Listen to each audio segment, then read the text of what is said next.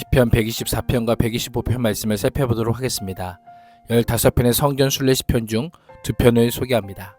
시편 124편은 이스라엘을 보호하고 지키시며 구원하시는 여호와의 은혜를 회상하고 찬양하는 감사 예배시입니다. 시편 125편은 여호와를 의지하는 자를 지키시는 여호와에 대한 순례자의 고백과 간구를 언급합니다. 시편 124편 1절과 2절은 우리 편이 되시는 여호와입니다. 시인은 만약 무엇 하지 않았다면이라는 의미의 가정법적 부정 접속사를 통해 여호와께서 항상 자신들 편에 서 계셨음을 강조합니다. 이스라엘의 역사는 하나님께서 우리 편에 서 계시지 아니하셨더라면의 역사입니다.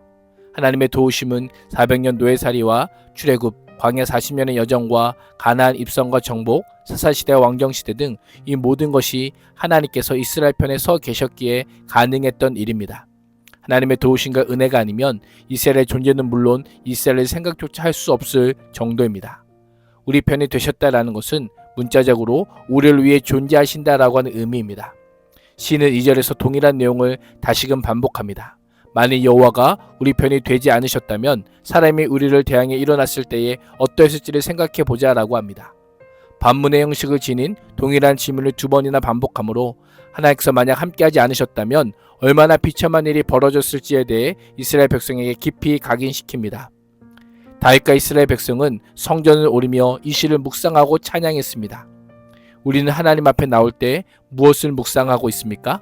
지금 여기 오기까지 인생에 하나님께서 함께하지 않으셨다면 어떠했겠습니까? 상상조차 하기 어렵습니다. 돌아보면 인생의 고통과 고난과 위기의 순간 함께하셨던 하나님의 도우심을 경험했을 것입니다. 시인은 가슴에서 우러나오는 하나님에 대한 찬양과 감사를 가지고 하나님 앞에 나올 것을 권면합니다. 3절에서 5절은 죽음의 위협으로부터 보호받은 우리입니다. 시인은 여호와께서 우리 편이 되어주시지 않았다면 일어났을 결과를 삼중적으로 제시합니다. 그때를 3번 반복하여 사용합니다. 하나님께서 우리 편이 되어주시지 않았다면 그때의 원수들이 우리에게 큰 분노를 터뜨려서 우리를 산채로 집어삼켰을 것이다 라고 합니다. 삼키다라는 것은 문자적으로 씹지 않고 한 입에 바로 삼키다입니다. 하나님께서 예비한 큰 물고기가 요나를 씹지 않고 삼켰을 때 사용했던 그 단어입니다. 하나님께서 우리 편이 되어주시지 않았다면 그때의 물이 우리를 덮어 홍수가 우리를 휩쓸어 갔을 것이다 라고 합니다.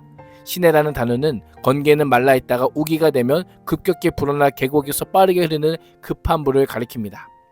하나님께서 우리 편이 되어주시지 않았다면 그때에 넘치는 물결이 우리의 영혼을 삼키고 말았을 것이다 라고 합니다. 하나님께서 구원해주지 않으셨다면 오만한 대적 앞에서 어떠한 대응도 해보지 못한 채 멸망당할 수밖에 없었을 것이다 라고 고백하고 있습니다. 시인은 자신의 힘으로는 피할 수 없는 큰 위험에서 하나님의 놀라운 구원으로 건진받았음을 간증하고 있습니다. 6절에서 8절은 우리의 도움이 되시는 여호와를 찬양입니다. 시인은 대적자들 곧 원수의 공격에서 하나님께서 구체적으로 어떻게 도와주시는지를 기억하며 하나님을 찬양합니다.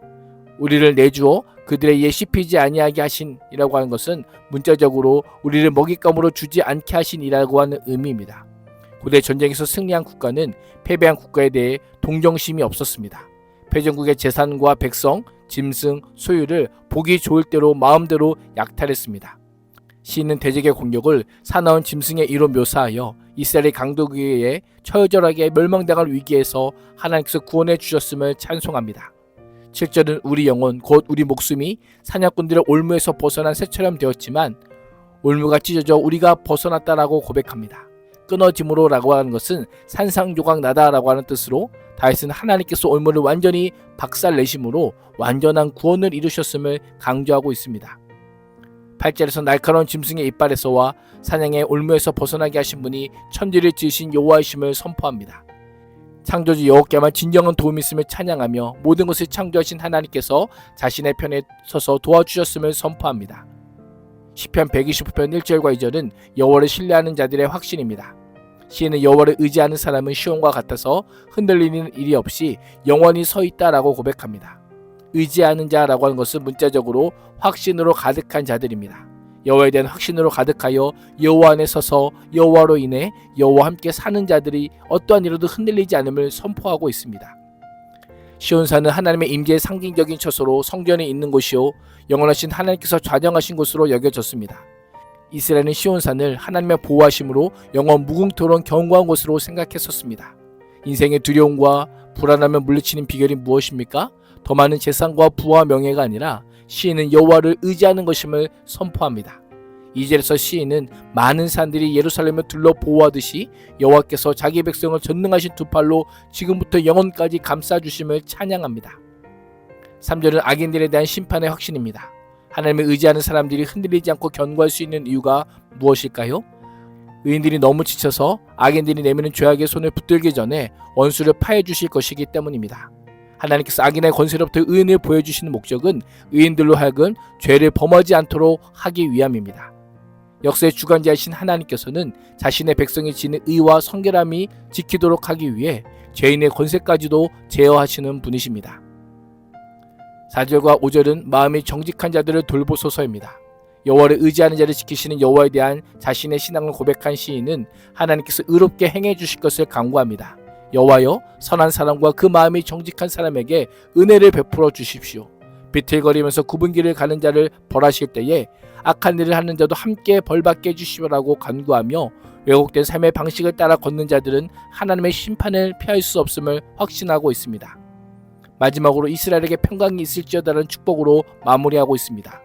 오늘 하루도 우리의 편이 되시는 하나님, 건지시고 구원하시는 하나님, 우리가 의지할 안전이 되시는 하나님, 악인들을 심판하시고 마음이 정직한 자를 돌보시는 하나님을 찬양하는 복된 하루가 될 수 있기를 주님의 이름으로 축복합니다. 기도하겠습니다. 하나님, 우리 인생 가운데 베푸신 하나님의 은혜를 기억하며 하나님의 공의 실현을 간구하며 하나님만 의지하는 삶을 살게 하여 주옵소서. 예수님의 이름으로 기도합니다. 아멘.